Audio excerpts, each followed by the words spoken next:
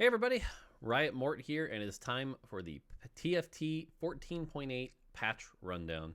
This is the final patch of Cyber City, and this is what we generally refer to as the for fun patch, where we take off the reins a little bit, knowing that competitive players are mostly done with their season and can do a little things, maybe tease some stuff for an upcoming set, have some fun with it. So generally, this will be a fun rundown. Let's dive right in and see what we got cooking to say goodbye to Cyber City.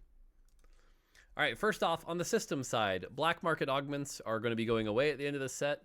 But if you haven't had a chance to play with them yet, we figure may as well give you a chance to hopefully see them. So generally, the black market augments can appear in the standard prismatic augment pool now. They'll show up a lot more often for this final patch, giving you a chance to play with those. And black market augments have a much higher chance of appearing on 2-1. So if you want to play with some of those really unique ones that show up on 2-1, like say Cruel Pact, you should have more of a chance this patch before we say goodbye to them. So, all right, on the trade side, kind of a big deal here, but Cypher has got an emblem now. So now in addition to 5 Cypher, you can get an emblem. It can drop from Augments, things like that. But so there's a 6-piece bonus that gives 2.5x intel and 90 AD and AP. It's very, very powerful. So if you have a chance to get this, have fun with that, reach some of those new highs, maybe see some of those cash outs you haven't seen before. So enjoy that. And then Nitro, still kind of underperforming a bit. So Nitro is going to get go from 12 to 14 HP per chrome. Pretty chunky buff, should make that thing a lot more beefy in the end game once you've gotten all those stacks. So Nitro should be a little bit better. On the champion side, Kindred never really had her chance to shine, or their chance to shine. So we're going to be buffing Kindred 3 and 4 here to make their spell hit harder. So if you want to make like a big crit Kindred that can do a lot of damage, Kindred should be a little bit more playable.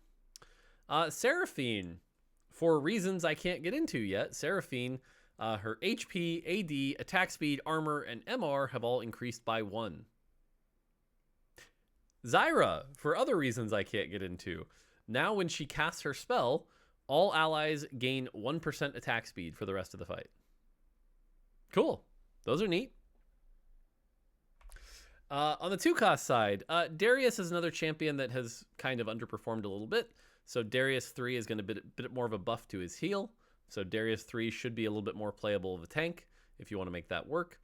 Echo's another champion that's has been underperforming for a little bit. So Echo is going to get a pretty chunky buff here, about 10% on his spell heal. So if you want to go like an Echo LeBlanc reroll, this should be a lot more possible. Hopefully makes Echo feel more satisfying than he ever did all set. And then finally, Twisted Fate. Now when you get a gold card, you're going to get 2 gold.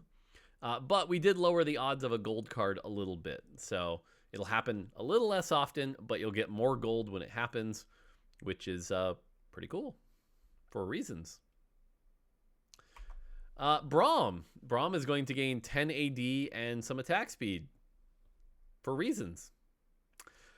Jinx 3 has kind of been a little bit below the bar where we want for a Jinx champion, for a 3-cost. So Jinx 3's rockets are going to hit a little bit harder, so Jinx gets a buff. Varus gains a 3rd trait. Varus is now a sniper, and he will gain 1% damage amp per hex from his distance from the target. So Varus is now a sniper for reasons. Aurora is going to get shifted a little bit here. Aurora is going to give the swapped unit a little bit less attack speed, but in exchange, she's going to let her spell hit harder. This is going to let her shine a little bit more rather than just the Kobuko she pulls in. Kobuko is a damage carry. Is good, don't get me wrong, but hasn't really made you go wow.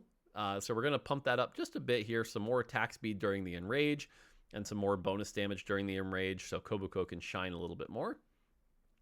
Renekton. Twice per fight, Renekton casts a spell that's like a big AoE cleave. This is now going to have a higher base damage that scales with AP. So if you wanted to make, I don't know, say an AP Renekton, that spell could hit hard. I don't know, maybe you'd call it some sort of wizard lizard, perhaps. That can be a little stronger. And then finally, Zac here. Zac, the blob appearance rate has increased, but what you get from each blob has gone down. So you're going to get more blobs. They'll be about the same value, but he's really infected the shop now, and there's going to be a lot of blobs. So definitely, you're going to have to click a lot more if you want to play Zach. So click those blobs.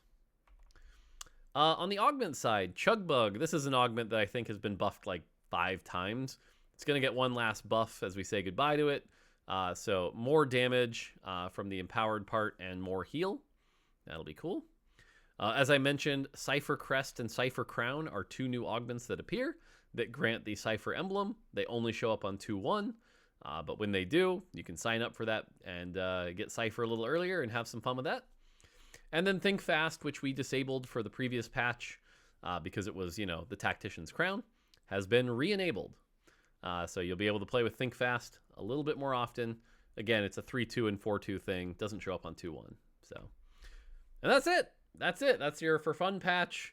Some teasers, some fun there.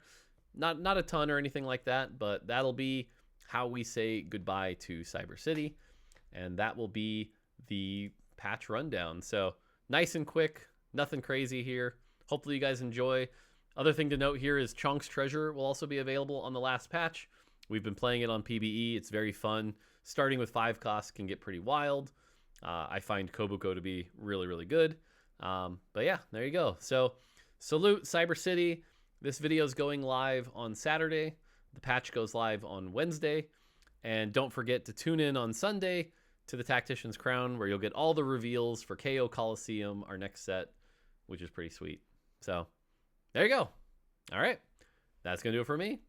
Until next time, take it easy.